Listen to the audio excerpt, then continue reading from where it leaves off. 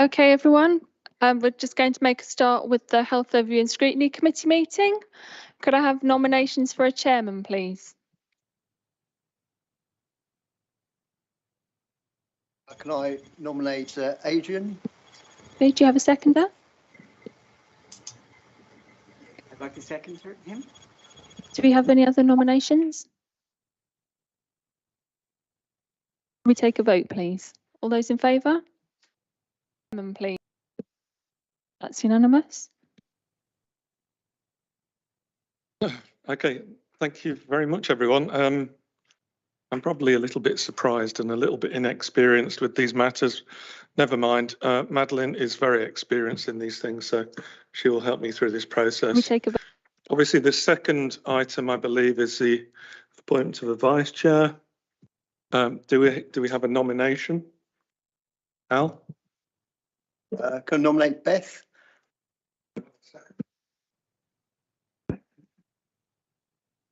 I'll second it. Brilliant, thank you.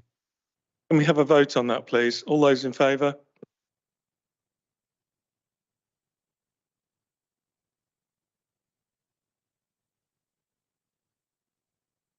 Thank you very much, everyone, for that.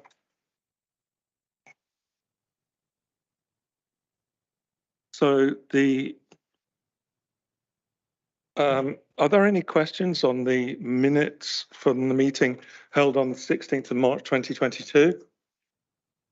Sorry. Oh, apologies. Apologies. I've missed the apologies. Are there any apologies, Madeline? There are no apologies.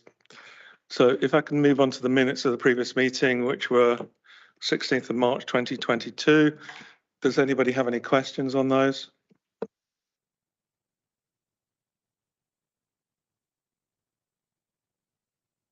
Sorry.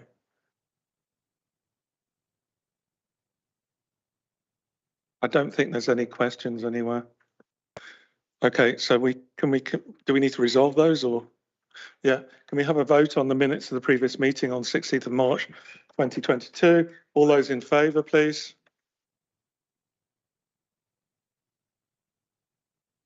Well done, Andy. Thank you very much. That's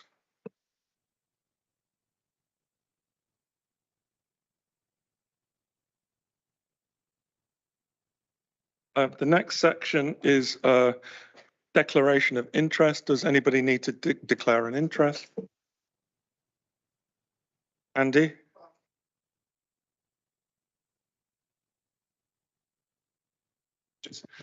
Apologies for being late as well, Chair. I work for a company which provides adult social care services.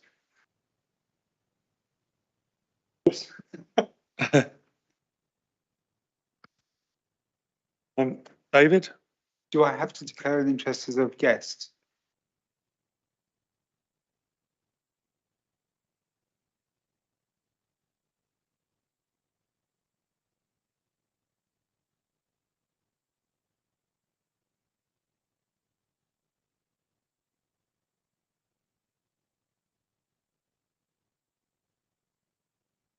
Okay, I think that's everybody. Thank you very much.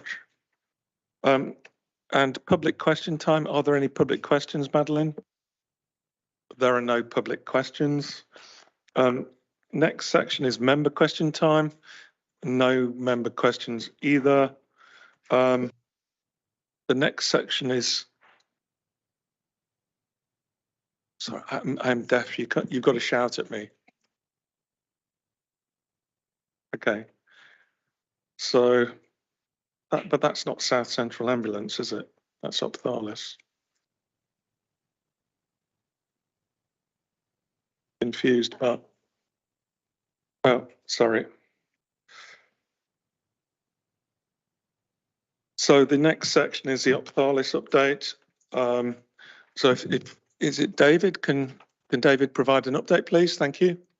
pleasure. Thank you very much, Chair. And Madeline, I understand you're going to drive the slides for me. That would be very much appreciated. So thank you, members, for inviting me back. I came to present an update on Optalis a number of months ago, and I was invited to come back to talk about a number of potential service changes that we were bringing in. And talking to Madeline before this session, we thought it would be a good idea because some people are new to this and potentially new to the role of Optalis in Wokingham, if I just say a little bit about who we are and what we do. So if we could have the next slide, please. So Optalis is Wokingham's own adult social care company, and we work hand in glove with Matt Pope's team. Matt and Councillor Hare are both directors of Optalis, providing oversight and direction, as it says there, and it's a joint venture that is operated in equal partnership with the Royal Borough of Windsor and Maidenhead. The contract for services was renewed by both councils for a 5-year period recently, which gives us some significant continuity in terms of what we're providing for local residents, and the formal aims are set out there at the bottom of that slide. We have been given a mandate by the councils to transform and improve the delivery of adult services. Workforce is absolutely critical to adult social care at the moment, so making sure that we secure the stability of our workforce is one of our formal aims. And lastly, if there are ways in which we can bring efficiencies and better ways of working to both boroughs, then we are mandated to seek them out and deliver them. Next slide, please. So in the wider world, there's not much understanding of what adult social care is all about. And the government seems to think that adult social care is basically care homes. But if you look at the range of services that we provide to Wokingham residents in that list, you'll see it's a very, very broad range of services. There's day services for people with learning disabilities and with physical disabilities. There's extra care services for people who need to have a bit of extra support as they get older and infirm. There's supported employment training. There's residential care we provide. There's reablement, so we can get people back up on their feet and living independent lives after they've had perhaps some hospital treatment. And then there's enrichment for people who otherwise might not have fulfilled lives in the community through our out and about evening or weekend activities. So there's an enormous amount that we are providing for local residents across a very wide range of services, many of which are regulated by the Care Quality Commission, and all of which are provided through a contract we have with WBC. And I think it's fair to say that openness and transparency is one of the most important things for us at Optalis. We are effectively an extra wing of Matt's team, and we work, as I say, hand in glove with Matt and his commissioning team to make sure that the services we bring to local residents are exactly what the council wants. So next slide, please. So quick update on operational performance. Services are running well despite all of the COVID restrictions. We're seeing a spike in COVID at the moment, which is putting some pressure in terms of delivery of services. But at the moment, everything is still moving along under to the usual high standards we would expect and our customers would expect. In terms of the finances, over the last 3 years, we've consistently delivered efficiency savings back to the council. So the council funds us with the contractual arrangements we have, and Matt and his team work with us to see where can we drive efficiencies and improvements into the contracts. And I'm very pleased that for the last financial year just ended, that budget there asked us to make savings of £400,000 compared to the previous year. We met that and gave additional savings back to the council of a further 184,000 on top of that, and that's without any diminution in service quality. It's through being innovative and looking for new ways to be more efficient in what we deliver. The second bullet point under finances, I want to say a big thank you to WBC because you were able to support us in funding all of our care workers so that we're paying everyone at the rate of a national living wage or above for the current financial year. And that's been a massive step for us in terms of attracting people to come and work for Optalis and deliver our services. But the final bullet point there is just to flag the fact that everyone knows about the rising cost of living. The impact on the care sector is quite tough at the moment. It's very, very hard to find people of the right calibre, and it's driving up the usage of agency staff, which of course has a cost implication for us. So that's going to be a major focus for us for the next few years.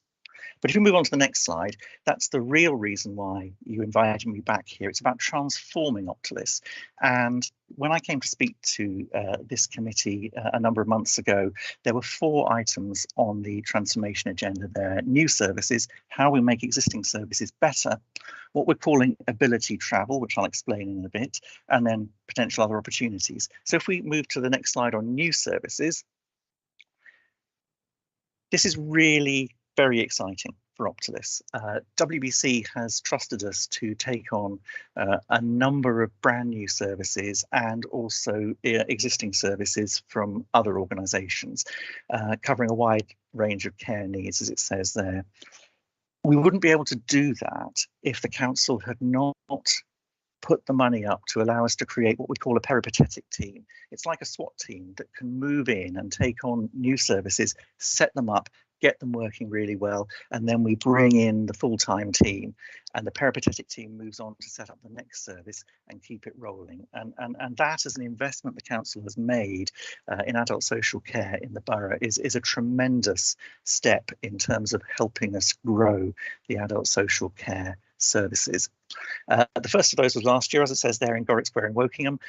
There's been a major investment by the council in at Hatch Farm in Winnersh. There's some bungalows there for people with learning disabilities and physical disabilities, and there's some flats also for people with learning disabilities and mental health. And we're looking after the bungalows initially. The feedback from the new residents who've moved into those homes, from themselves and from their social workers, has been enormously positive. And in terms of that investment, delivering a much higher quality of life, an enriched quality of life, independence, and a more community-based lifestyle for those customers, it's looking very, very promising indeed. And it's exciting for us to be part of helping people's lives improve through these new facilities. I put on there the penultimate bullet point there about preparations well advanced for the transfer of the much appreciated respite service in early at Loddon Court. That's actually now happened since I created those slides, and that service is transferred across to Optilis, and we're looking forward very much to developing that service to make it as helpful and supportive for families and the people we support in the service as possible. It really helped that we were able to bring across basically the entire previous team from the previous provider, with the manager and all of the team there, which has meant that there's been complete continuity for the residents and the users of that service. And lastly there, working very closely with Matt's commissioning team, there's around 10 to a dozen extra new services which will be moving across to Optilis over the next few years. We hope very much that the new nursing facility, which is planned for Toutley and which has received, I understand, draft approval, will be a service that we can support with. We've been well involved in helping the planning of that, making sure that the architect's layouts have been well suited to people with dementia, for example, and it's going to be a facility that Wokingham can be proud of. Next slide, please. So in addition to new services, we're looking all the time to improve existing services. The top of that, the reablement service, what we call START, is hugely key. It's key to the National Health Service because it helps us get people out of hospital quickly and safely. It supports GP practices in the primary care networks, and it helps get people, as I said earlier, back on their feet and living independent lives in their own homes for as long as possible. And it's an enormously important part of what we do, because the last thing we want to do is put people unnecessarily into placements in care homes if we can support them to live safely and happily in their own homes. Day services, I put down there a couple of learnings from the pandemic. We discovered through the pandemic just how much of a lifeline these services are for residents, and some members may well have received anxious calls and messages from families during the pandemic saying, when will the day services reopen? Our family member really needs them. They get so much out of them. So the fact that they are important to local residents, to the extent that they want to contact members about them when they weren't available, is a really important thing for us.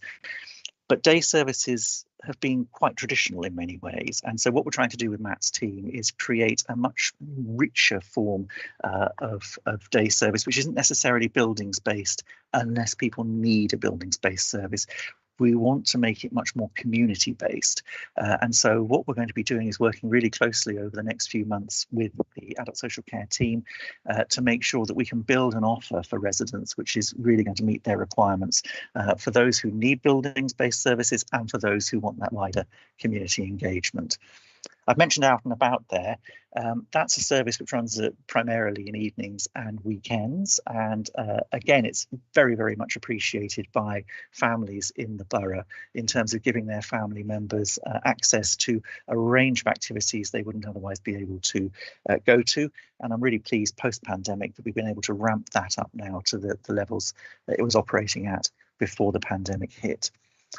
And lastly, I think it's my third thank you this evening to the council. We've been given the funding for a brand new electronic care management package, which will allow us to operate our services in a way which provides much greater transparency to the residents that we're serving. It also will provide much greater transparency and clarity to the council about the way we're operating, and it should allow us to make things much more personalised. As I say, they're transparent and efficient. So a huge thank you again to the council for providing that funding for us. I think it's the penultimate slide now, please, Madeline. Ability travel. I don't know how many people know what our supported employment service does, but it is an area where Wokingham Borough Council is actually the #1 council in the southeast of England in terms of outcomes for people who go through that service. So if you want Wokingham's name in lights for success, our supported employment service is remarkable. It's #1 in the southeast of England at the moment, and it's #2 nationally behind, I think, Hartlepool, and we're aiming to be #1 nationally.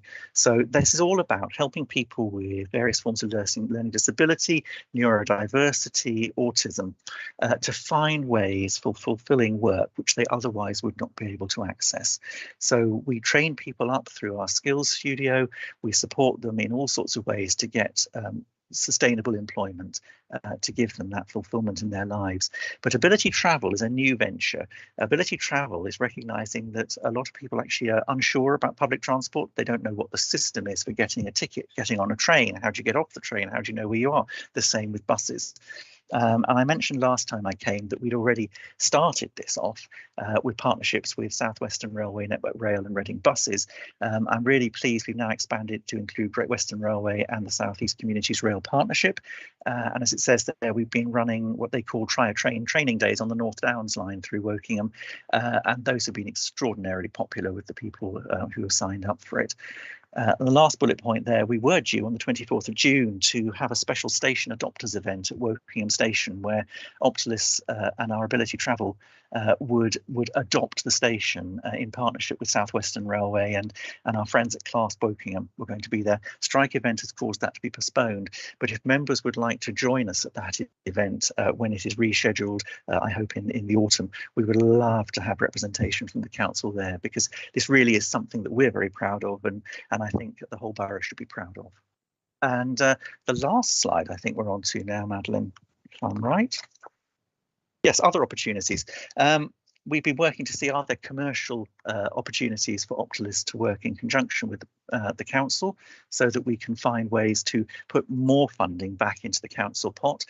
And as part of that, we've been running pilot trials of some new ventures. They're an extension of what I've been talking about with supported employment. We've set up what we're calling Ability Cleaning, which is to provide commercial office cleaning services, Ability Catering, which is brand new, providing high quality packed lunches and teas for customers.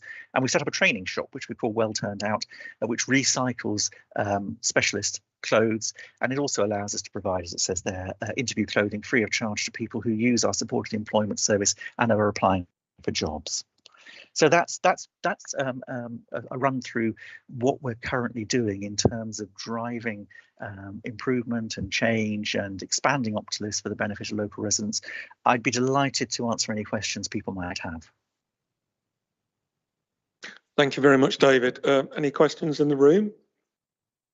Phil, please. Thank you. Hi, David. Hi, Phil. Congratulations on doing such a really great job. Thank you. I just have a question to bring us up to date, really, because staff shortages are always a challenge. Yes. Are you, with the current COVID levels, finding difficulty with people being off work at the moment? The honest answer is yes. And it's been particularly bad the last week or so. And we are running. We have enough people to run the services safely, but it's an anxious time for us at the moment. So we are able to draw down on agency resources if we need to make sure that services are safe. We're seeing a lot of people are not ill for very long at the moment. So we've had a number of people who go off, but they actually test negative quite quickly and are able to return to their jobs. But there are spikes happening at the moment, which are definitely tricky for us, and we're managing it very closely. Thank you. Can you tell me, have you got plans for how you will be looking into the autumn with regards to that, or are we leaving COVID to one side? No, not at all. I mean, what we're trying to do in terms of running an efficient organisation and one which provides continuity for the residents is to fill as many of the outstanding vacancies as we have as possible, so that our reliance on agency staff is reduced. I'm very pleased that we've got a resourcing manager called Alison who sits in our team. She has been extremely proactive in making sure that we find opportunities to talk, especially to people who were in the NHS vaccination teams at Frimley, for example, in Slough, where people are now looking for alternative employment. And I'm really pleased that we have been invited to join our NHS colleagues with whom we work very closely to participate in events to try to help those people find redeployment as the vaccination hubs roll down. So we're hoping that's going to produce a number of additional staff members to support our teams and reduce our reliance on agency staff and make us stronger if there is continued COVID activity through the autumn. I think Alison is next.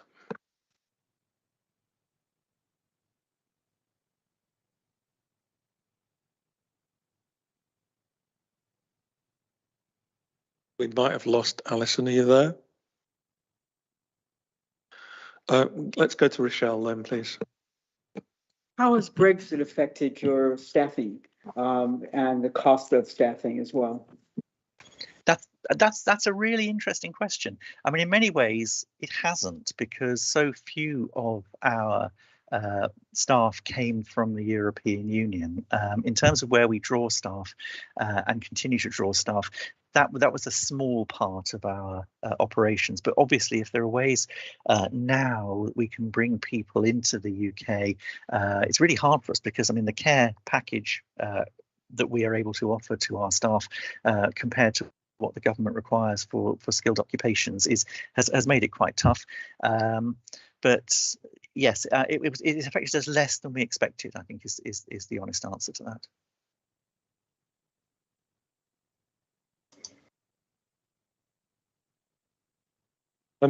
Alison, are you there? Have you got a question? Yeah, I think I've unmuted, and hopefully you can see and hear me. Yeah. Hello, David. Hello. What I wanted to ask about was how you're planning on dealing with, the inevitable inflationary pressures. Yes. Will that be through staff budget management, income optimization, or something else? It'll be a bit of everything. What we don't want to do is compromise on staff, because actually, as I said right at the beginning of the presentation, making sure we have a really stable workforce is one of the legal things that's been mandated for Optalis to deliver on. So what we're looking to do is a range of things: income generation where we can, looking for further efficiencies where we can find them. Now, we've had 3 years of finding efficiencies across the services we provide in Wokingham, and it's getting harder and harder to find efficiencies. But I think the electronic care management package that I mentioned should help us quite considerably, because once that's embedded, not only will it provide a higher level of care and transparency and personalisation for residents, but it should also strip out an enormous amount of manual work that happens at the moment. And that won't result result in any redundancies or anything. That will allow us to redeploy people within our existing organisation and reduce our agency dependency. And if you look at the weight of cost we get when we use agency, I mean, it's another third to a half again on top of what it costs us to have our own staff. So reducing agency usage has to be really our #1 priority in terms of cost control and mitigation. So it's a package of a number of things that we're trying to do. But it's really, really hard. I mean, in the current employment market, you know, we are fighting extremely hard to find people. And of course, the last thing we want to do is undermine any of the other local care providers that Matt's team also commission. So we don't want to sort of have a fight which actually makes other care providers locally worse off. So trying to get that balance, which means that the borough as a whole is getting the care provision it needs, it's a tricky business problem, quite aside from managing the care aspects of things. Oh, okay, thank you. Well, it sounds like, you know, you have got a range of measures to you're bringing forward to try and tackle that. Thank you. Well, thank you. And one of the things I really, actually, I love the opportunity to talk to people who've got other ideas around what we could be doing. So, I mean, Councillor Hare has been tremendous in terms of, you know, the support he's given us and the thoughts and ideas he's brought to Optilis. And any other members who've got ideas or thoughts on what they'd like to see us doing or how they would like us to be operating, I'm all ears. Thank you. Welcome. I think we've got a question from Alistair. Yeah, thank you, David. Yeah, it's just a question about how good a fit with Windsor and Maidenhead, the services provided there, with what you're providing in Woking. I mean, is it good, you know, scaling up of the operations, or are they asking for completely different things? That's a really good question, because it's a bit of both, and I'll explain why. I mean, the first thing I'm going to say is that we keep our operations from a financial perspective completely separate, because we don't want Wokingham taxpayers to be cross-subsidising the Royal Borough taxpayers and vice versa. So Matt and his team and Graham Ebers and his team have complete visibility of everything we do, so that there's no way that we're muddling the funds up between the two. However, in terms of opportunities to do things jointly and to share best practice and to share ideas, yes, we try to do that wherever we can. So there's an awful lot of overlap. There's 2 reablement teams. There's independent living services on both sides. There's extra care services on both sides. There's day services on both sides. There's supported employment on both sides. And where we can find ideas that cross-fertilise, encourage, improve, drive efficiencies, we will push forward. But we will only ever do that in conjunction with Matt and his counterpart in the Royal Borough, to make sure that everything is, as I say, completely transparent and open. But it is something we're specifically asked to do under the 5-year contract renewal we've been given, is to find ways in which we can drive efficiencies and benefits for both boroughs together. All right, thank you. You're welcome. Any further questions, Andy? Thank you. You mentioned I think at the beginning that you were paying the national living wage. Yes. And that had helped with retention and recruitment. Yes. And towards the end, you were saying that you didn't actually want to do things which would make life too difficult for other providers. So I am wondering if you are seeing an increased willingness of other providers to start paying the national living wage, and where you're creating a ripple effect. Or I would just like you to sort of comment a little bit on what's going on there. Yes, it's a really interesting phenomenon, because Optilis has grown through the absorption of various teams from various places, both here and also in the Royal Borough. And so we've got an awful lot of people on legacy terms and conditions, and then we've got our own core Optilis contractual standards. It's really interesting to see that as we're taking over services from existing providers, the willingness of their staff to join Optilis, partly because of our culture and the way we go about things, but also partly because we pay the national living wage, has been a real factor in attracting people to transfer across under the GP provisions. And I think I haven't seen direct evidence yet that is changing the view of other providers who perhaps pay less at the moment. But if it doesn't, I'd be very surprised, because nobody can afford excessive agency staff costs, and actually it's a much more worthwhile investment for them to pay the national living wage to their own staff rather than pay even more to agencies to make profits. So I hope it will. I hope it will drive that change.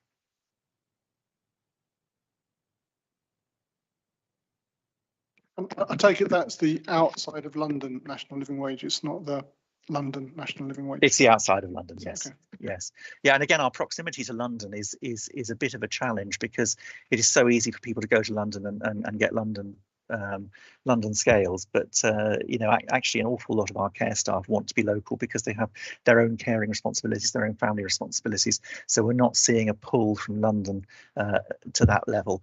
In the Royal Borough, we are more with occupational therapists, for example, where that's a very, very big national shortage, and it's much easier for them to get into London from Maidenhead and get London rates, but it's not affecting Wokingham in the same way.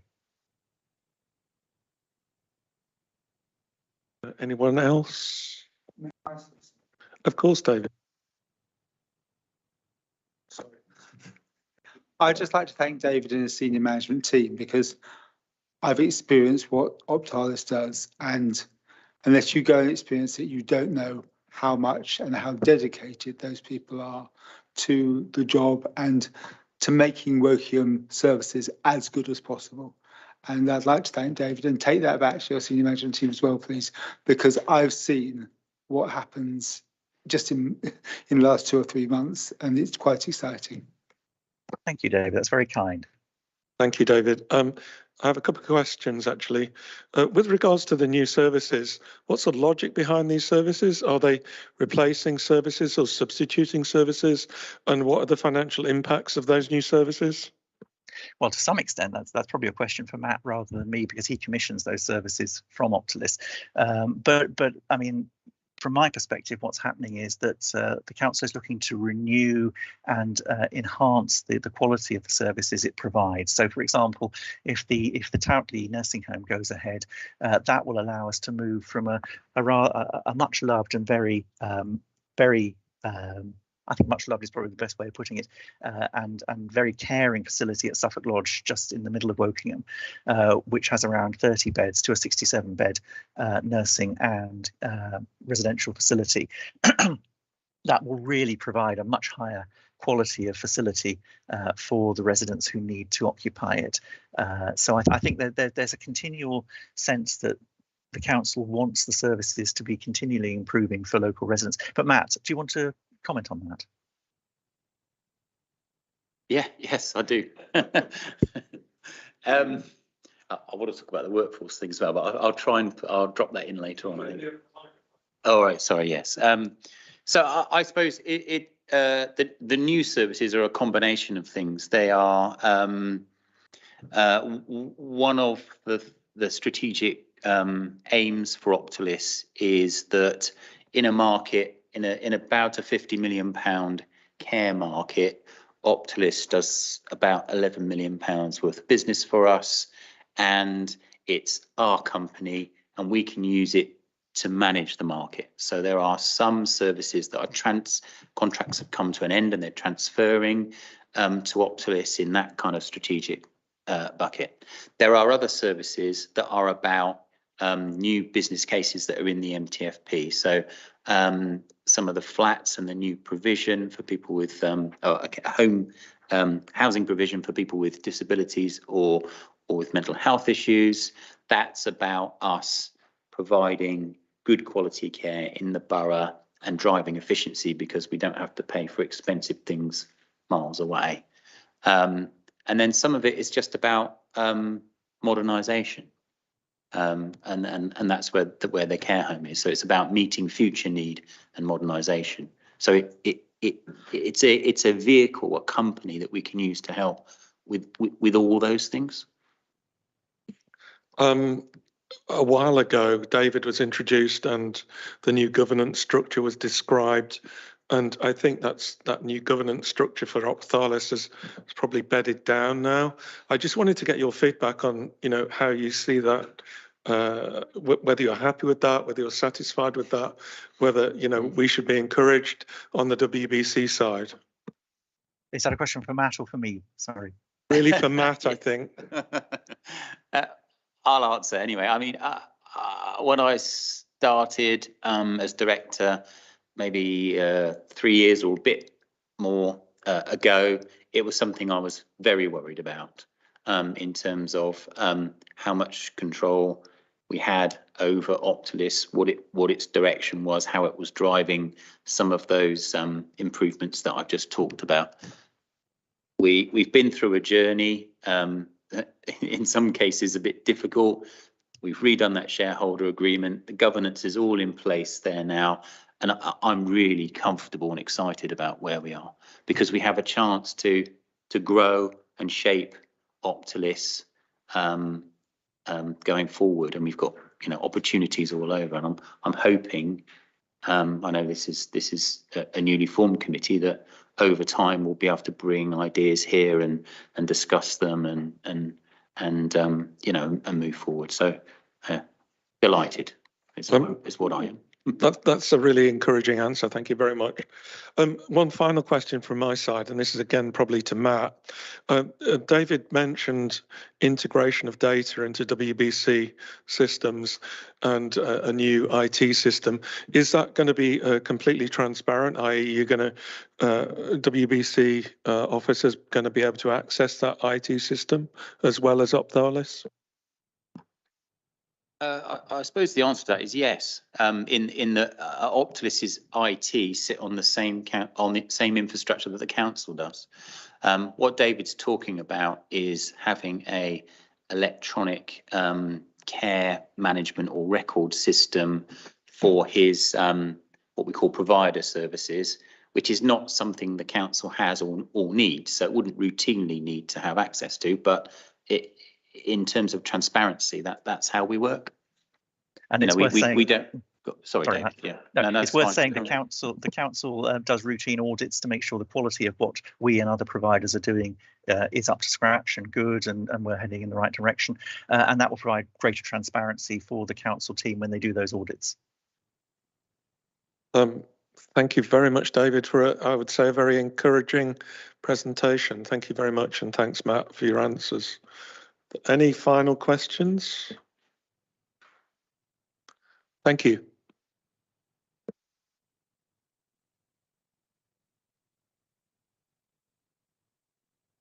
Next topic is a well-being strategy. Is this going to be happening or is it deferred? Is it Lyndon Mead? Tracy? I can't pronounce that name, sorry. And Tracy, welcome. Welcome to our HUSC meeting. Over to you. Thank you very much, councillors. Sorry, just a quick point. Matt's got his hand up. Sorry, Matt. Sorry, Tracy. I know you were about to go into flow. I suppose. Well, maybe I should have said this right at the start. I know this is a newly formed committee and the first time we've met. What we've tried to do with the agenda today is give you a kind of flavour of all the big things that are going on in adult social care or in the kind of health and well-being world.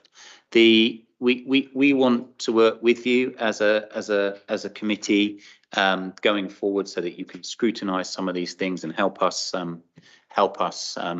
develop things as we go forward. So the idea today, and especially I know in this piece, is we're going to give you a kind of very high level tasters where there's a lot of detailed work going. So just bear that in mind a bit. And if there are areas that we want to follow up in the future, and that applies to Optalis, health and wellbeing, we can do that.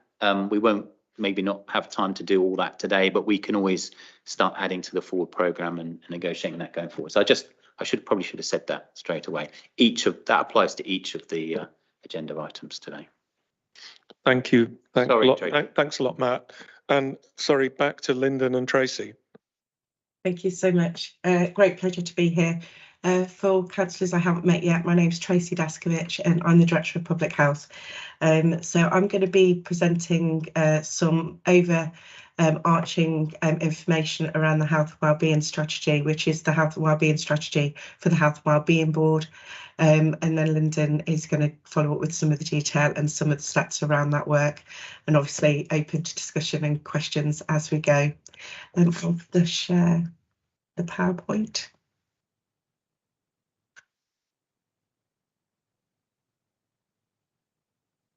That coming through to the room there. Everybody see that okay?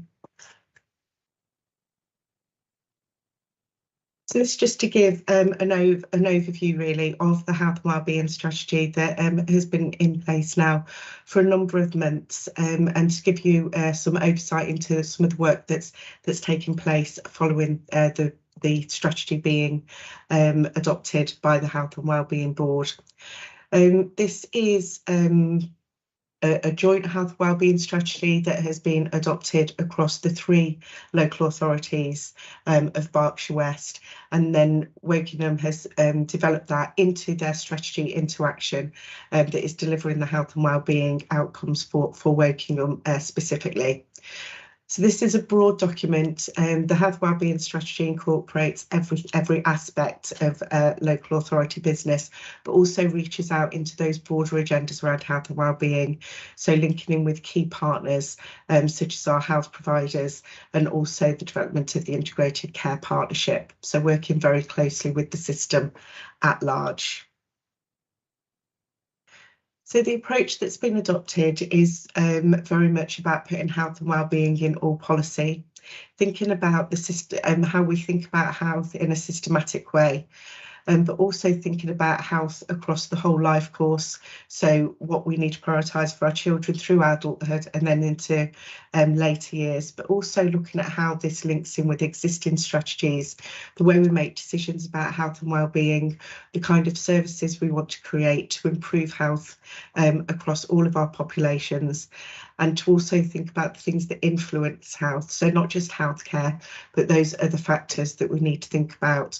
So health inequality is obviously a topic that we're talking about hugely in relation to COVID, but also health equity, thinking about how health services are accessed right across the health and social care agenda.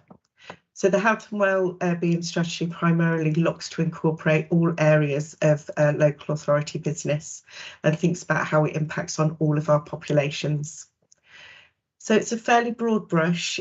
These 4 pillars represent public health primarily. So when we're working in a health and wellbeing approach through public health, these are the pillars that we try to look at. So we're looking at the wider determinants health. So this is things that really matters to the council in terms of our healthy places. So the houses in which we live in, the jobs that we have available to us, our economic prosperity, the schools that our children go to, how ready our children are when they start school. So everything that really impacts on our health and wellbeing, so far more than just what we would think about as pure health.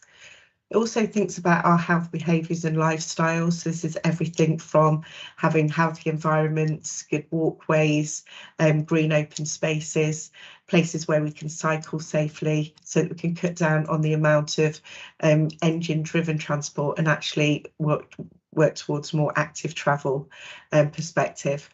And then we also think about our integrated health and care system. So this builds on the first presentation beautifully in terms of how we build our health and care services, not just for now, but for the future, thinking about what our population will look like into the future so that we can plan ahead and have really good services in place that are going to meet the needs of our populations now in the midterm and into the long-term future.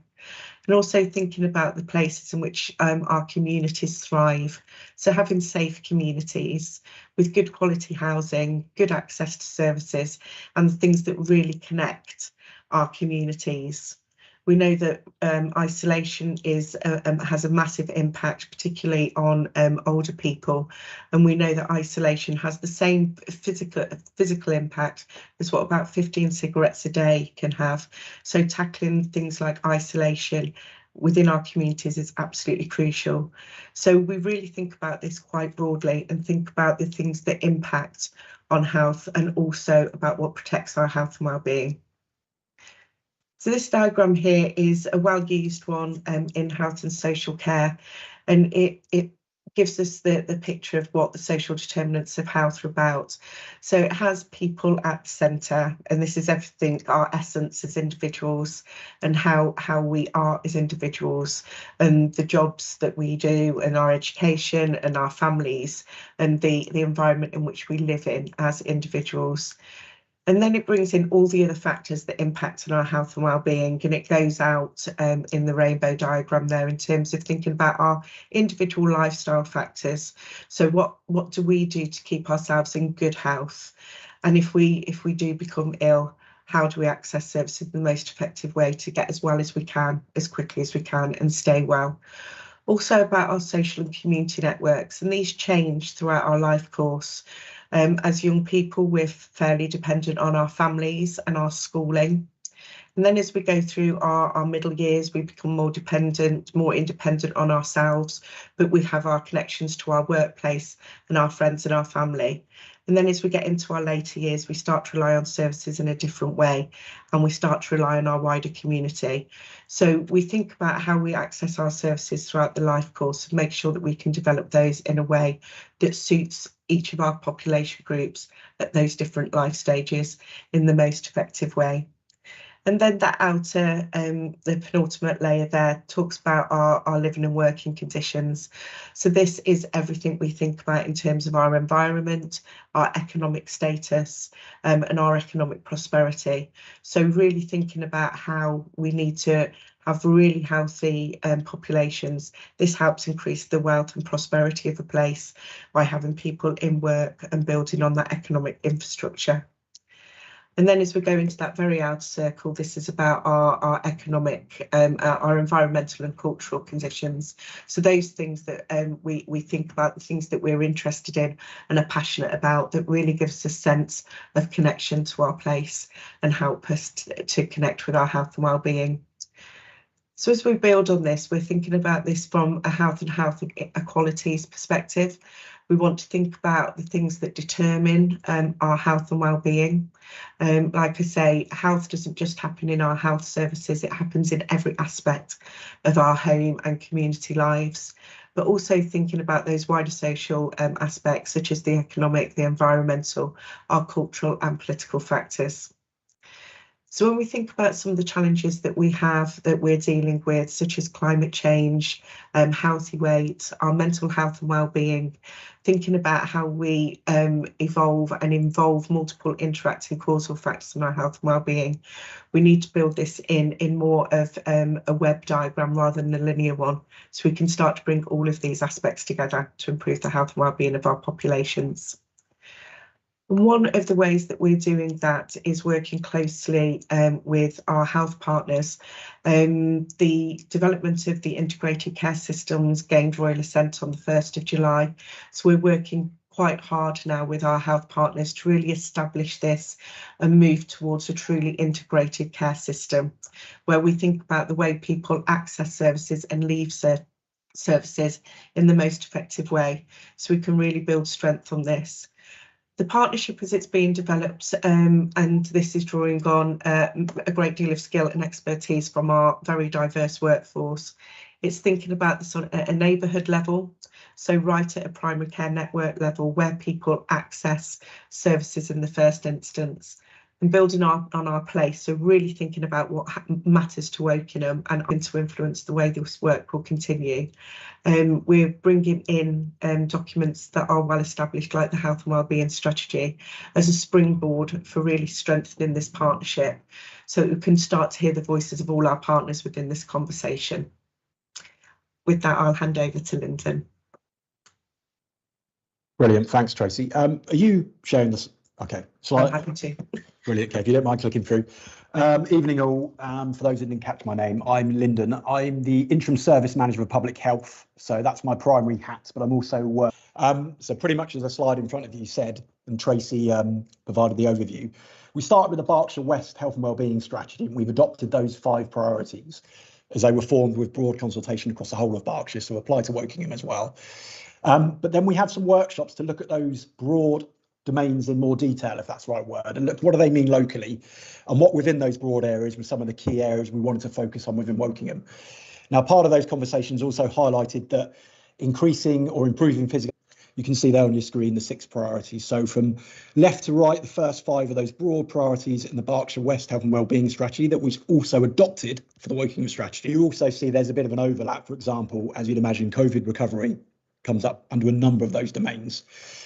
Now, how do we actually deliver and manage what we do? Well, what we've done, we've mapped these priorities to a range of action or partnership groups, some that are already existing, where the broad high-level domains across. So, for example, with Children and Young People's Partnership, the Help Children and Family in Early Years and Good Mental Health naturally fit within their areas, theme across all the groups. And by having this overarching view and reporting mechanism we've got and making sure those groups are chatting to each other and that they have a steering group overseeing them, we're making sure that where certain groups are contributing to other areas or other groups' priorities, that we're not duplicating. So, for example, the dementia group and unpaid carers, obviously there's overlap in their work, and we make sure that they are working in harmony and not doing the same thing twice effectively. So if you don't mind jumping forward another slide. Thank you, Tracy. This is just giving you a high-level view of how the governance is working. So we've got those 8 partnership groups that are responsible for delivering on those priorities. They report into the Wokingham Strategy Interaction Steering Group. Now, this is a newly formed group that meets bi-monthly and is effectively the informal health and wellbeing board. Now, what we do, we have 4 groups who agree what may need escalating. Don't mind jumping on another slide, please, Tracy. So then the individual reports, you've just got a little summary of there what we do. So like I say, each group reports in basically every 3 or 4 months. Really simple high-level reports, quite concise. We're not trying to reinvent the wheel. So where we have existing reports for those groups, we're simply pulling out the key information and sending it up to the steering group. But basically, you'll have the headline KPI work still needs doing, but we are working towards that. We also highlight any risks or issues that need escalation, general commentary on delivery or progress and what's working, what's in all the groups. But of course, we can supply individual reports from any of the groups that report in that we've listed. And for those that want a refresher or haven't seen the strategies, of course, we can share. Interested to see all of this. This might not be an appropriate question for now. Because obviously this is an overview. I mean, some of the things I'm looking at, I really would like to talking about filtering that out to all the parishes and surrounding areas, which can tend to be more isolated. But obviously that might be a topic that we could bring to this, a specific topic that we could discuss in the future. But, you know, that's something that I'm really interested with the ageing population. Matt, please comment. I'm looking at Tracy and Lyndon. I hope that's okay. Data and consulting and having a strategy and a strategy into action plan and having those priorities. And we're just at the point of pulling all that together into a kind of delivery group, a mechanism to make changes. So I think it's absolutely right if there are, piece of work, because really it's about the health and well-being of everyone in the borough. So it's a huge piece of work. So we couldn't digest it all tonight. So I think we should pick off priorities and themes. That would be a good approach. Further questions from anyone? This might be a little bit sort of related to what Rebecca was saying, but I appreciate it's a top level approach, but I'm looking at a lot of strategies and cooperation and plans and working together. And then I'm looking at things which fall out of the bottom of it that will make a difference to people. And I'm not seeing very much of that. I'm not seeing very much in the dementia thing, and there may be more there. The physical activity thing. I'm looking through that thing. Right, what in here is going to make people more active? And I'm seeing things that either we're already doing or we've already done, or I don't know. It seemed for stuff falling out at the bottom. If you don't want me saying, seems a little bit underwhelming given the amount of stuff that's going on at the top and the management side of it. I'm prepared to be accused of being unfair. That's fine. I don't think you're being unfair. I think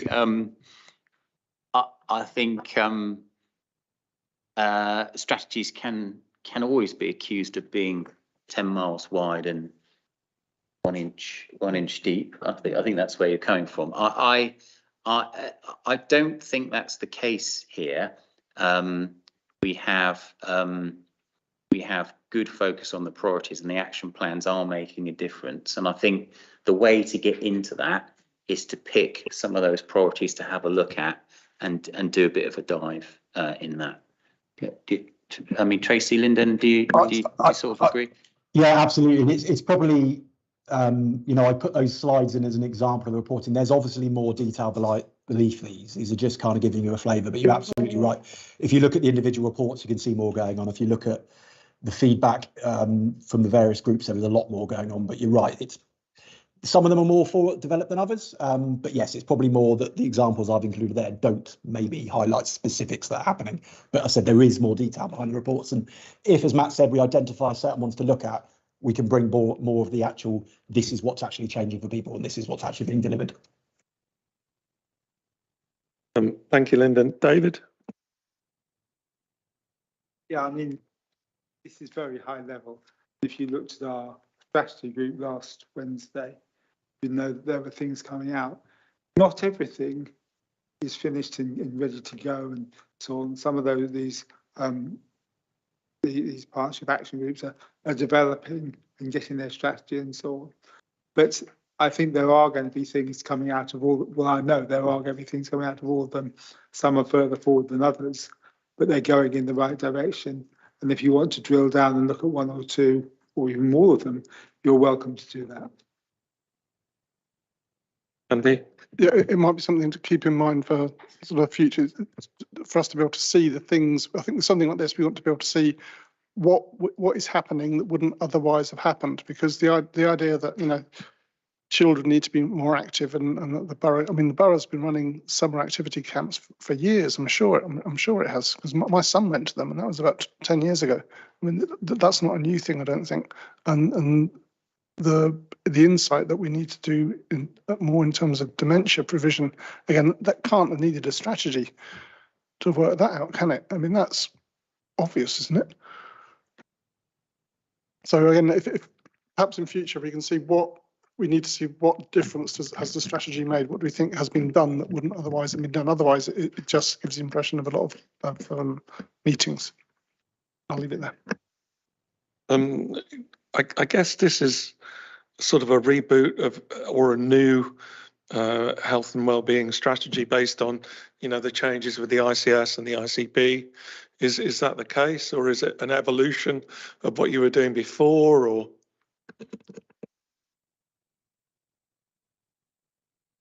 It's not really because of the ICS formation. It's there was a health and wellbeing strategy for the borough that had got a bit gone out of date. So this was a new focus. That's why we've redone that work, done some consultation, looked at the data, chosen those priorities, focus on those priorities, are developing those action plans to make a difference, and more than happy to be scrutinised into whether that's just, you know, is that real, making a real difference, or is it just window dressing, or I mean, what I would say about that, some of it is that there are new things happening, but some of it is about focus and coordination of what's out there as well. So.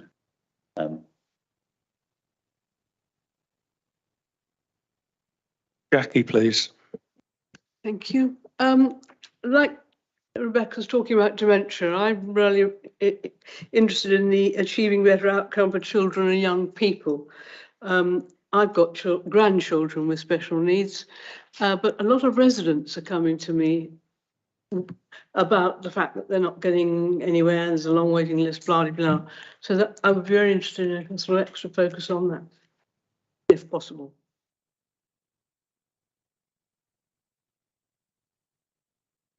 Yes, I mean, committee, you're perfectly, you can choose whichever priority you want to look at in whatever order. All I would say a little bit about the children's priorities is we just need to make sure that we're looking at what the Children's Scrutiny Committee is looking at and what we're looking at, so we don't look at things twice. Yes. But we can, you know, that's just a question of coordinating with chairs and things, which we can do.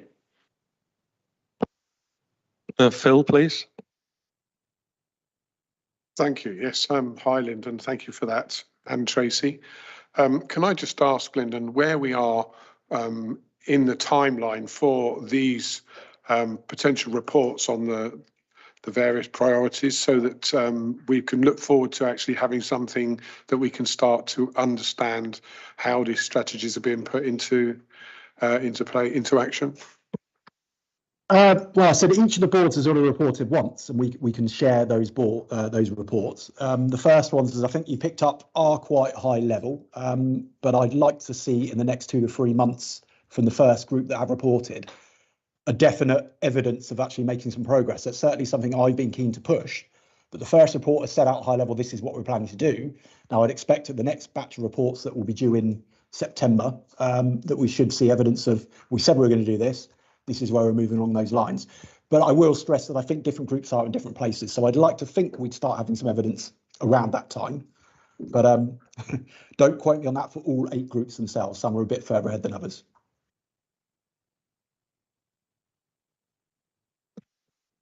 Okay, and you say that some of the areas are in a different place. I guess that WIP probably was up the front because there was already a lot of reporting that was already done there. Yeah. And I would know that, as you know. But when we come to September, what I really want to think we're going to be able to have a chance to do is to look at some of that and actually understand which priorities we think are perhaps maybe not quite travelling at the right speed or not quite in the right place. And we really need outcomes and reports to do that. So I'm really looking forward to receiving those reports in due course.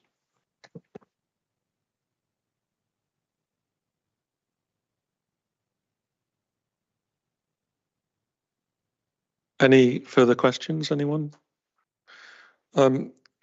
I would like to make a couple of points. I think it looks like you're trying to do a really joined up approach, which is a great thing to see, because we always see anecdotal evidence of a person having one problem and the other problems not being considered.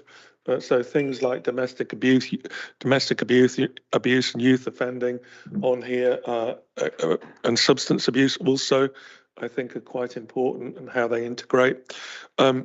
Also, a comment on the KPIs. I know it's early days for the development of the KPIs. We're trying to get a pilot underway with overview and scrutiny management through a task and finish group on KPIs. But what we want to do for the whole council is make the KPIs more consumer focused and less production focused. So the number of services delivered, or the number of units delivered, or the number of sessions delivered doesn't describe how the person receiving that feels about that service. I think if we look at the KPIs that Matt has produced, he has some KPIs which is what does the person receiving this service feel, which is more on the consumer side. The ICS and the formations of ICSs and health rearranging itself, which is not part of this presentation, but it is linked to that, and something we probably need to think about as a committee going forward. But adult social care is going through a reform. The government has produced a white paper. It's called People at the Heart of Care. And what it's proposing it is an enormous change for social care. And I'm going to talk a bit about what I think about that, what it is and what I think about that now. But it is, again, something as a committee I suggest that you want to look at as it develops and as we move into some form of implementation.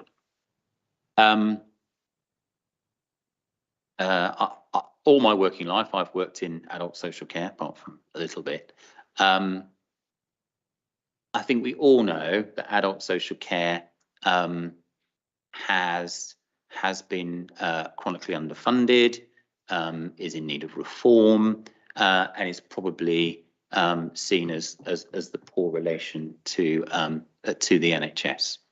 I think most people would agree that adult social care requires some reform.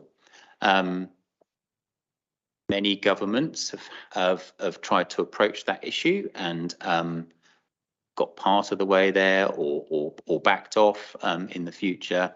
And this government's attempt to do that is People at the Heart of Care in the white paper.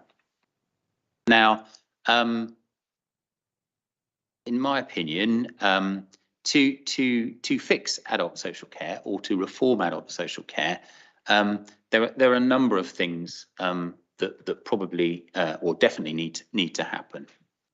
There's something about the funding for adult social care, how it's funded, how much funding is put into it, and who pays for it. Definitely something there, because at the moment people have to pay for social care. It can be expensive and it can be quite a burden. As a council, we collect about £8 million a year in fees from people in the borough in terms of charging for adult social care. For the NHS, it's free at the point of delivery, and there's an inequity around that. So there's something about funding and charging. And we'll talk about the reforms in a minute. One of my fears is that that's going to get so complicated that it becomes the only conversation. But there are other bits of adult social care that need reform and need to be improved. Part of that, you could talk about quality. So that's about workforce and what we pay the workforce, how skilled a workforce is in adult social care, how older people and people with disabilities are put in control of what happens, how people get support that works for them, that they have input into, rather than you were talking about KPIs and being widgets in a service. So there's something about improving that. Now, obviously, to do that, there's funding needs to be sorted out, but that definitely needs to be sorted out. It's very difficult to give a good standard of social care when you can't get the staff, or there's high turnover staff because there's low pay. And I know we talked earlier about the living wage. I always get this, the real wage, living wage. Personally, I feel there ought to be something like a national social care minimum wage, which should be on par with the NHS, which is actually more than that. You know, that just gives an example of other things that need to be done for reform. And then I suppose the last bit that we need to fix is, and they are all linked, of course, is the amount and variety of care and support that's available. At the moment, in the current system, we're kind of essentially forced to ration. There isn't capacity in the market, in the care market, to give everybody the care they need. There isn't enough of it available. There are all sorts of national statistics around hundreds of thousands of home care hours just go undelivered because the care just doesn't exist, because essentially care providers are struggling to make ends meet because of lack of funding and other things. So in a minute I'll start to talk and we'll get obsessed with care caps and how that's all going to work and what we do about that, and that is important. But those other things are important, and it's a worry that we might miss those things going forward. So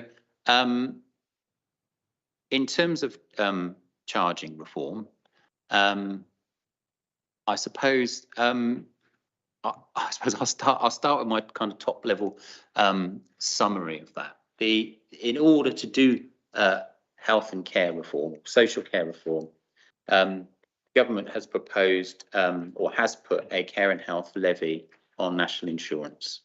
That raises about £12 billion a year for health and care reform. The fundamental problem with some of this, certainly from directors of adult social care and council's point of view, is that adult social care and all those things I talked about, if you go back to the Deal Not inquiry in 2011, that is about a £7 or £8 billion further investment issue nationally.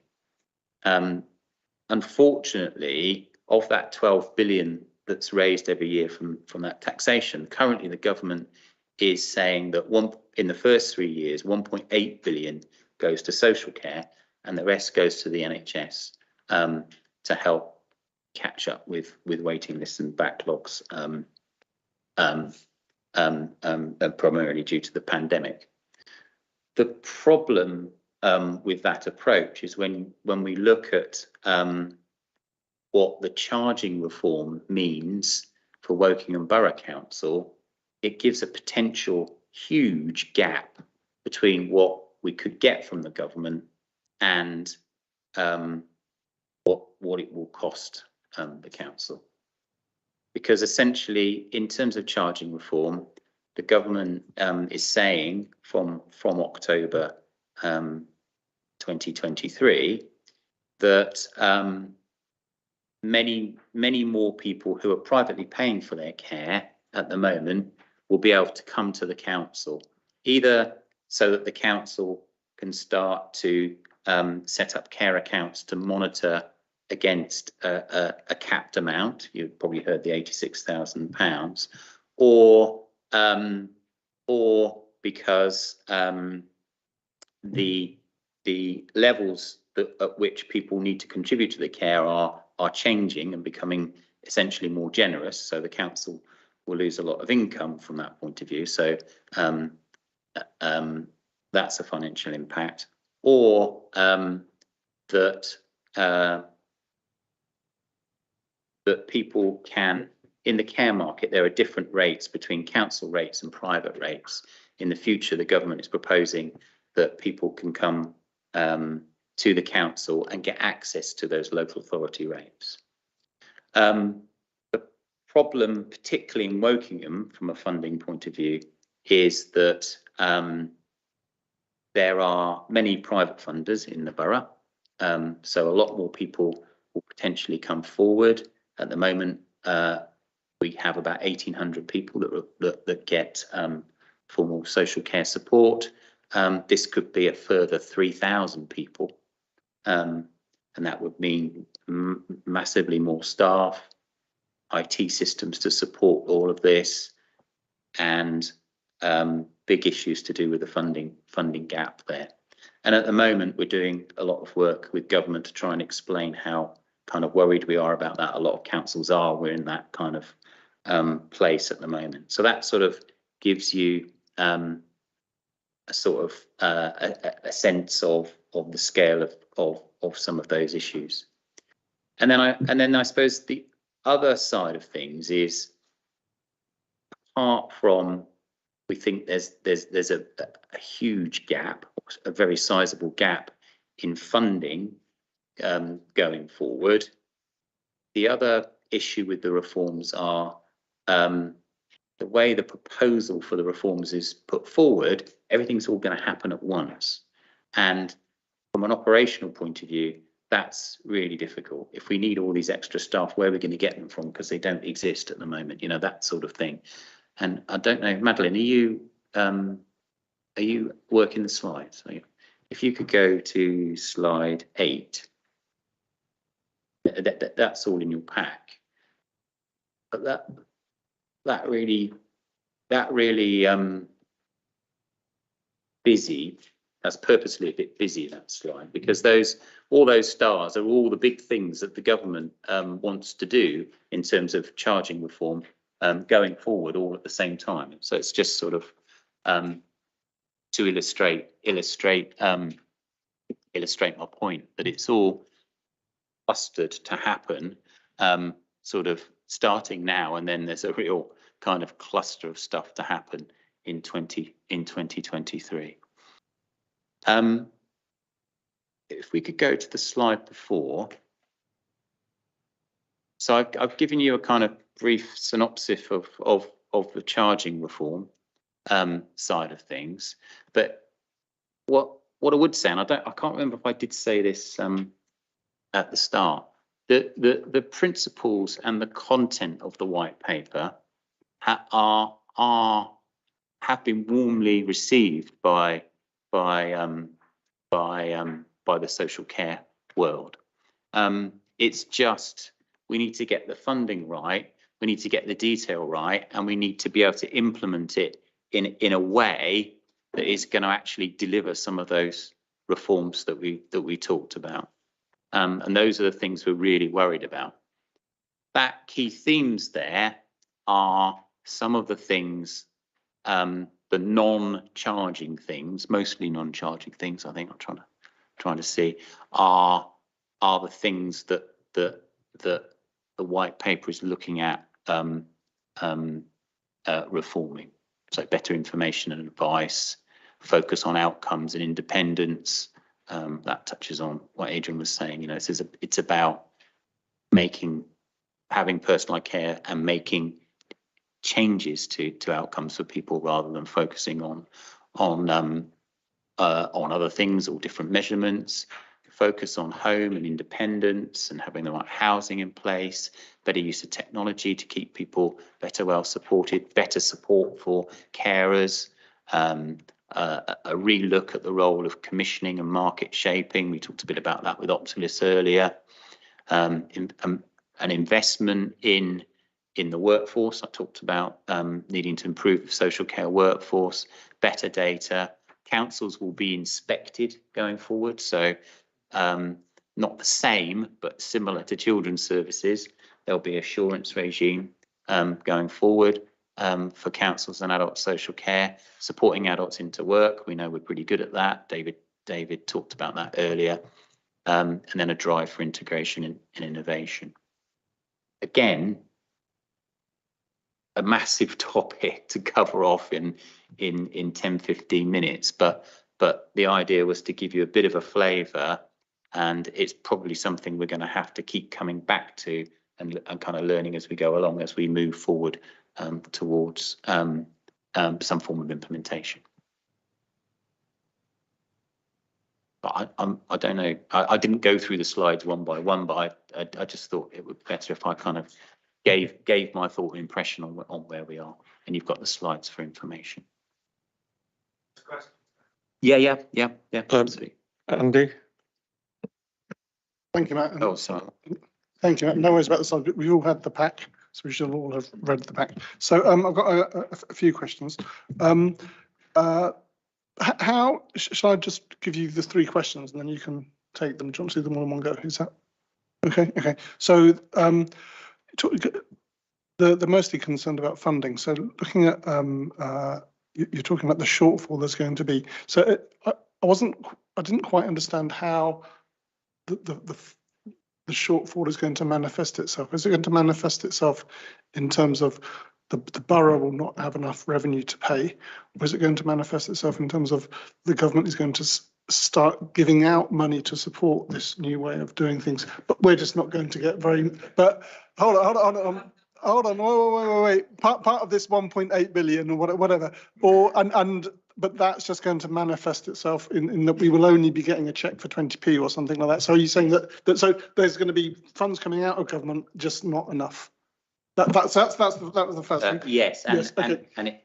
it's probably worth maybe in another session I can do a bit more detail around the funding and why there's a gap and what the issue is. But it is over 3 years. It's a significant gap. Okay. Could be £20 million short. But am I right in thinking this is actually a change in the way government has funded social care? Because historically, we've not, the last 3 or 4 years certainly, we've not received any central government funding for social care beyond that which we can raise ourselves. Yes. Okay. So a very small question on IT upscale. I don't understand why the IT systems wouldn't work, because if a system, surely it's the same if you've got 100 people on it, if you've got 1,000 people on it, or 2,000, it's the same system.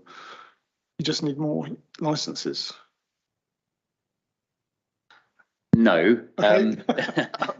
The reason I'm worried about that is that the government is saying that or say the government is saying that the guidance is saying that if you want to start metering your spend against your care cap, your £86,000, the local authority has to do an assessment of you, Yep. decide what your needs are and what an appropriate amount Yep. is. And then as you're paying for your care, it has to set up a care account Right. on an IT system that monitors that Yep. and then sort of sends you statements. That's a completely new system. Fine. Okay. It doesn't okay, exist at okay, the moment. Fine. Okay. Understood. And it's supposed to be up and running, you know. I'm sure nothing will go wrong with a new Yeah, IT absolutely. system. Yeah. And then the final one was, so how, given that we have what I'm assuming is a statutory requirement to provide this new way of caring for people, and we're not going to have the funds, what's the gap? What are the estimates? What's the modelling of the gap between what you think we're going to need? And I appreciate it's going to be very, very rough at the moment, and what we're actually getting. In terms of the money gap. The money gap, yeah. In terms of skills gap. We will. I think a lot of this has got to go through Parliament, anyway, for it to become statutory. So there's more of that to happen. But the gap, our latest calculation on the gap over 3 years is about 20 to 25 million pounds. Per year, for 3 years. Total for 3 years.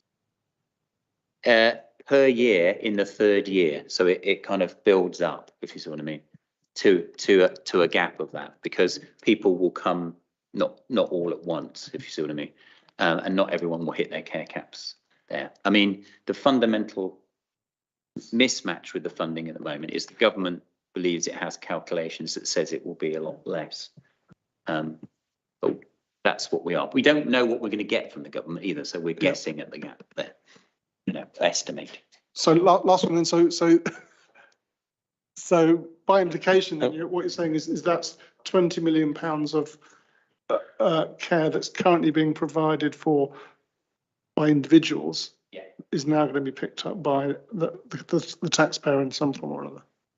Largely, yeah. Some of it obviously is new people in need, right. Okay. as demographic changes work through. Rochelle, please. Some of these are going to take effect in 2023 and 2024. How likely is it the government will actually be able to find 20 million pounds to give us by 2024, or will the council go under like Slough? That's just basically what I'm trying to say. I mean, unless there's actually a program to fund this from central government, we can't afford to do it. What are we going to do? What will we cut to pay for it? That's the big question. It's a great idea, but where's the money coming from? Magic money tree?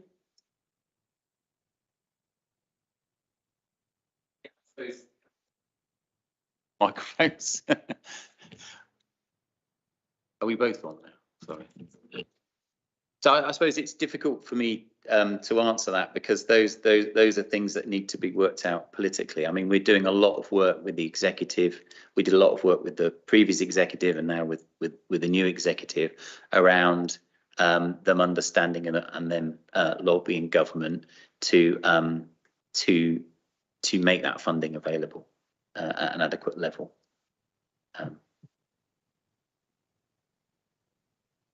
So it's hope only. There's no actual plan at this point to how they're going to pay for it.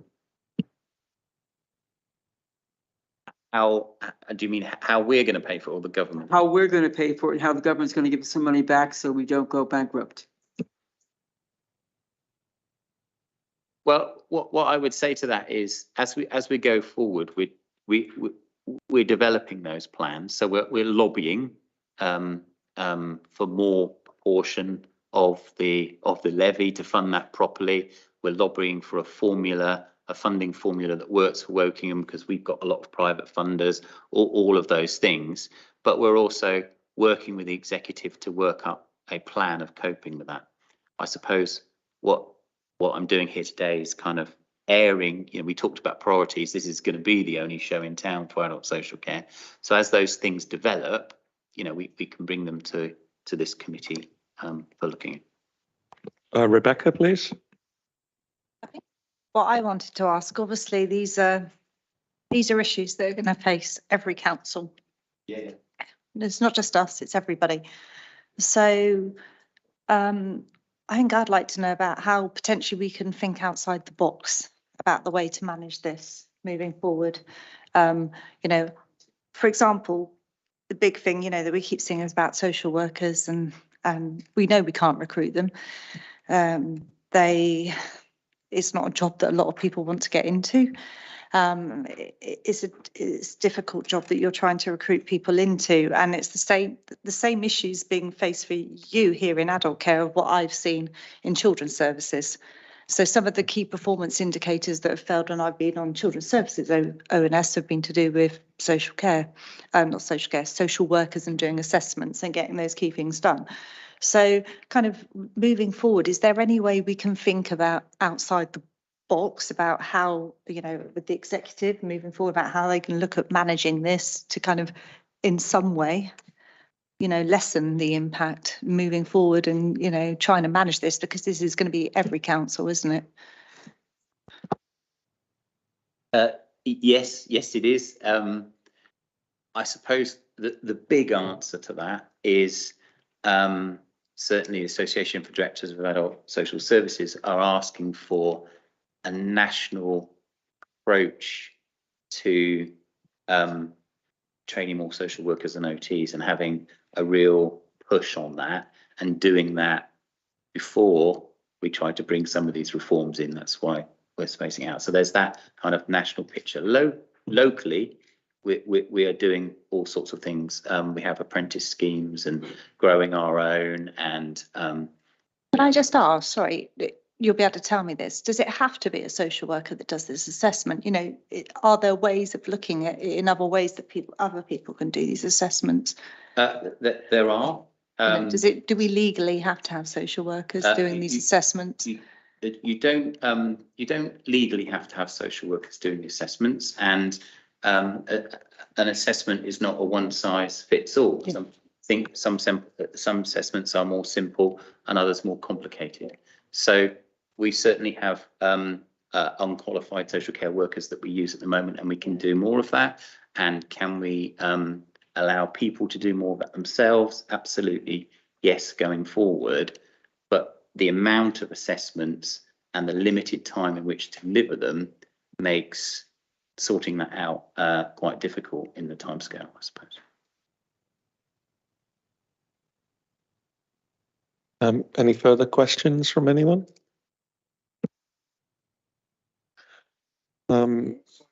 Sorry, Andy, please. I was just wondering, Matt, is there any, we've established that all councils are going to be affected. Is there anything about the, and I think you've sort of hinted that Wokingham is going to be more affected than other local authorities. So what is it about, and we're used to this thing with the normal, with the old funding, that because we're a very wealthy borough, we get less funding. What is there about the current formula? Is there anything about the current formula that works against Wokingham in particular, as opposed to, say, a Bracknell or a Reading or a West Berkshire?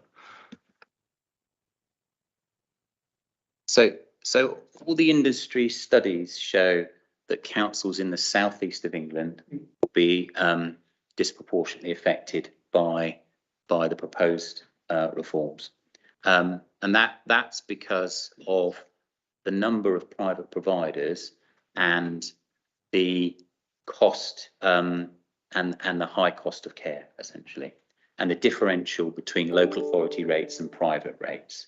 So if many more less people become private funders, the local authority rates will go up to equalise in the market, if you see what I mean. That's why financially we're more disproportionately affected, or potentially. So you're saying that because we have more private providers, people can choose to go to those private providers, and the taxpayer effectively ends up picking up the bill? Yes, sort of. At the moment, people pay for their own care. The reforms say that the council will pay more for, more people will be eligible for the council to pay for their care. At the market at the moment relies on private rates and local authority rates. But if there are more lower local authority rates, we'll end up having to pay a more for the care. if you see what I mean, a fairer cost of care in some ways. Final question, Andy. So if there was much more local authority provision at that lower cost, that presumably would reduce the cost burden. No. The reason I say no to that is that we need to get to a place where we pay a fair cost of care, where we can pay our workers, you know, the same as the NHS, and we have quality, consistent support and care workers to support people. So I think some of our rates, not just in Wokingham, but nationally, are too low, and they're artificially low. And that's part of what we need to sort out in reform. I was trying to reconcile that back to the comments in the earlier presentation about we're paying the national living wage, and that's seen as a good deal by many local, by many people in the sector, and they're coming to Optalis because it does pay well. So we seem to almost have something very beautiful where we've got higher paid workers providing cheaper care compared to the private sector, which is a good thing for us as a commissioner, but also for the people who are working and the people getting the care. I guess what I'm saying is, I mean, and David still has workforce problems. We're trying to do the best we can with what we've got currently. But if we are to really sort social care out, we need to raise those rates to carers across the board, to social care workers across the board. Thank you very much for that, Matt. Obviously, I think that will be a key part of our forward agenda as well, to have updates on this very critical topic. And I think we also need to include the lobbying by the chief exec and everything else that's going on around the peripheries to make sure that everything's clear to us. I think at one of the meetings I attended, there was mention of a number of councils trying to group together, which is another area where I think we should get an update on that. But I think we've concluded that piece of business. And finally, Matt, and unfortunately it's you again with your KPIs. It's nice to be in an air-conditioned room this evening.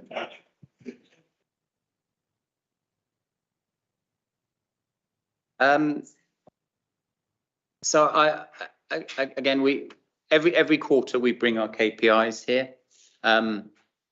I suppose the difference is it's a bit of a new committee tonight. What we've got here is the Q4 position from last year. Well, that says Q3 up there.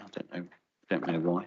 It should be Q4, or it could be 3 and 4. And obviously that relates to last financial year, but also in the pack, I've got some changes proposed to KPIs going forward for this financial year. They're more evolution, I suppose, than revolution. So I don't know whether I'm not going to go. I don't know. I'm not going to go through them all one by one. You've kind of had your pack. I'm happy to take questions like straight off the bat, as it were, if that works. But I mean, do you want to present anything, or just want to go to questions? I'd go to question if that's, you know, yeah. If that works for the committee. Yeah. Rebecca, were you first? I'm just interested in the safeguarding, Matt. Firstly, I want to, this sounds a bit sycophantic, really applaud you, because you are, you know, you're raising your standard against the national average about how many days in which you reply to respond to a safeguarding concern. So this is in no way knocking you. Please don't take that in that way. No. So it's interesting to see about the way you're looking at triaging, because, you know, still for me, 2 days, if there's an urgent safeguarding concern, and it's an urgent, is there any way that you kind of shift one with your triaging that you kind of can push those really urgent ones up, because you know we're going down in the percentage that you're meeting your high standards that you've set set the team as such. So is there a way that you do that? Yes, essentially. Everything's triaged when it comes in, so something on the face of it looks really important will get jumped on. The problem that we face with that indicator, there are some staffing issues that are being ironed out, but the problem we've had is a big explosion in safeguarding reporting, and there's a couple of bits to that. Some of that is about, with maybe victims of our own success because people are reporting them in, but there are certain agencies that are perhaps over-reporting or not doing their own triaging, and the ambulance service is one of that, and we're working with them at the moment. A good way of saying that is a little bit like the health service and 111 and 999. If everyone just rings 999, you kind of get overwhelmed, and that's hard to manage, and it's a similar issue. But triaging does happen. We're looking at reconfiguring the staff team there to get better on that. That indicator, we've done very well to get really high performance in it. It's dropped off a bit, and that's because of the increase in demand, but I expect it to bounce back over the coming quarters.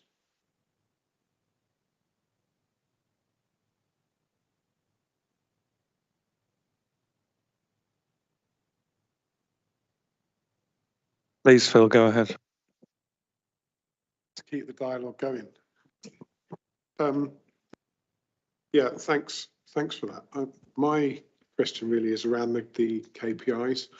I know and I recognise that they're a little bit, shall we say, blunt, and not really very nuanced with regards to the sort of services that we're providing and actually some of the key areas. But you've taken a decision in a number of areas to work with stretched targets. Not always popular with everybody because it can make the department not look like it's not performing. But I've always been of the opinion that KPIs should be there not just to be something to be achieved and then sit back, but actually something which wants us to do better. Some of the KPIs that we see here that in sort of AS1, AS3, AS4 were actually quite high anyway on the measurement. Are we looking to that there would be possibility that we would have to spend a lot of money just to make a small movement into amber or green from those red, or are there significant movements still to be made?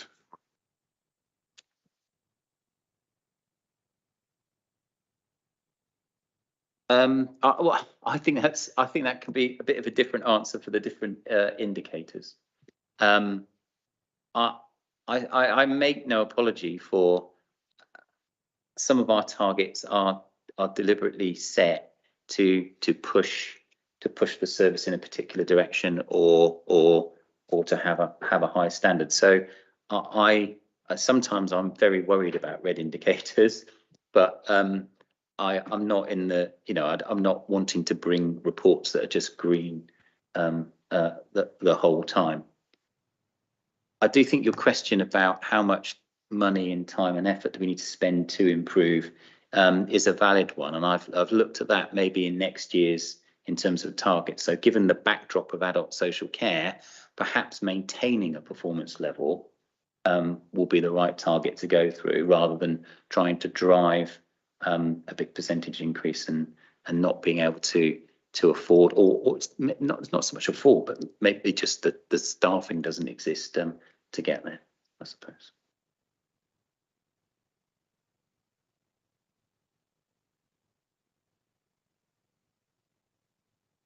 Have you got a question, Matt?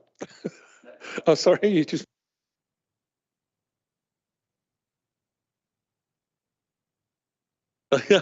Well, I thought that. Any further questions? From my side, I'm always very encouraged to see non-wall-to-wall green KPI reporting, because it shows that, you know, you're taking it really seriously. I understand the question from Phil about the sort of opportunity cost for that marginal gain at the top is a tough one. I also understand the comments you made around, you know, the significant challenges next year and the adjustments you may need to make on the KPIs. But I think I did read the report, and I'm still encouraged, even though some of the KPIs look like they're going a bit in the wrong direction. I don't have any specific questions other than to say thank you very much for that presentation. David, you have a question? You look at the red KPIs and the two that have benchmarking. One were 85 and the Southeast average is 77, national was 82%. So that's, you know, we're better than the average nationally and around our area. And the second one was second out of 16 in the Southeast, and yet they're still red. And I think that means that we're really trying hard. And like you, I respect that. Is that something which you feel is a good reflection for your staff, though? Or might it be better to say, you know, to be a little bit more lax and therefore encourage your staff in that way? Chair, I really want to object, if you don't mind, please. I really feel a little bit uncomfortable with the executive member for adult services. Yeah, actually, sorry, I agree with you, Phil. Sorry.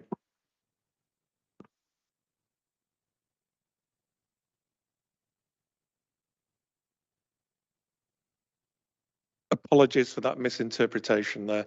That was my mistake.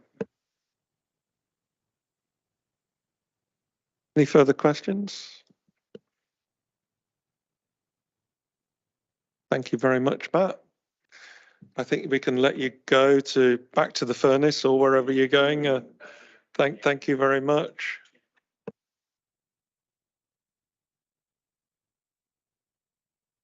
So as usual, we try and look into the forward programme. I don't know if there's it's something you want to say, Madeleine, or? Well, I think, we haven't got anything concrete scheduled for September. So I don't know if there was any of the points that members brought up earlier that you would perhaps want to come to that meeting.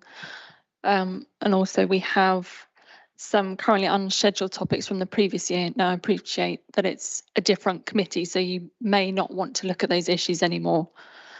But in terms of issues that you raised, it was dementia, which I think Rebecca raised.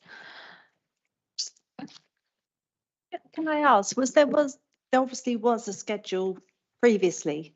So is there any way we can have a look at some of the, because obviously there's a lot of us that are new here to health overview and scrutiny. So for us to just say at the topics that we think are sensible, you know, might not be relevant. And obviously members previously have identified areas that were relevant to look at, and I'm sure that hasn't changed that much in 6 weeks or 2 months, 3 months, whatever.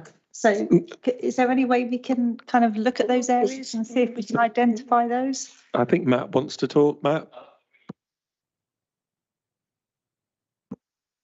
I've noticed that some of the other officers from the previous items are still online. So are we able just to excuse them as well? Is that all right? Sorry. Yes, you know, if I believe it's Lyndon and Tracy, you don't need to be online any longer. Thank you very much. And I think Alison's got a hand up. Alison? Yeah, I just wanted to say, following up on what Rebecca said, that mental health services post-COVID is something that kept being delayed from the agenda over the last year. I think it's a really important issue that we do examine. As well as the autism strategy, that's something we were able to look at.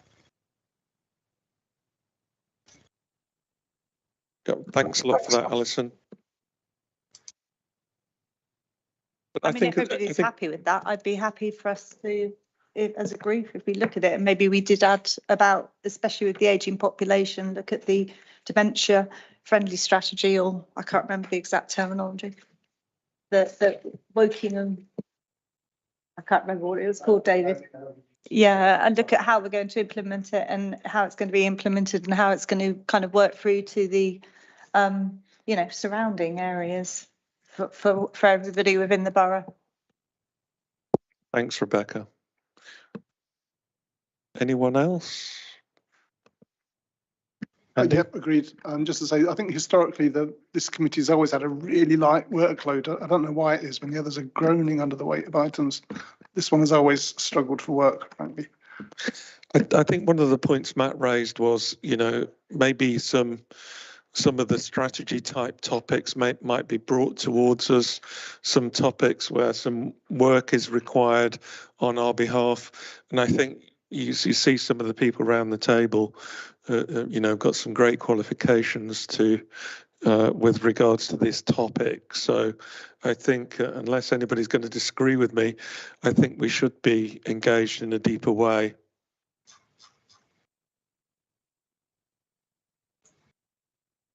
One of the topics from my side would be Health Watch update. Obviously, we've changed Health Watch provider. I'm not sure what's going on there, but we always used to have some quite challenging reports from Health Watch. I particularly remember the maternity unit report was not very good, which led to further investigations and RBH presenting on maternity services. So I'm keen that the new Health Watch is up and running and delivering information to us.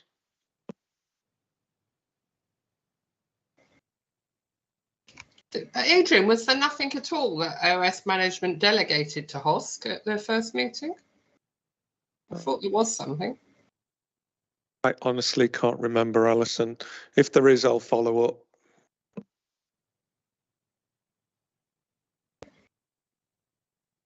And any further comments? Anything else? Madeline, anything else from your side? I don't think we've got any other items, have we, Madeline? So thank you very much, everyone, for your time. See you next time. Thank you very much. Bye-bye.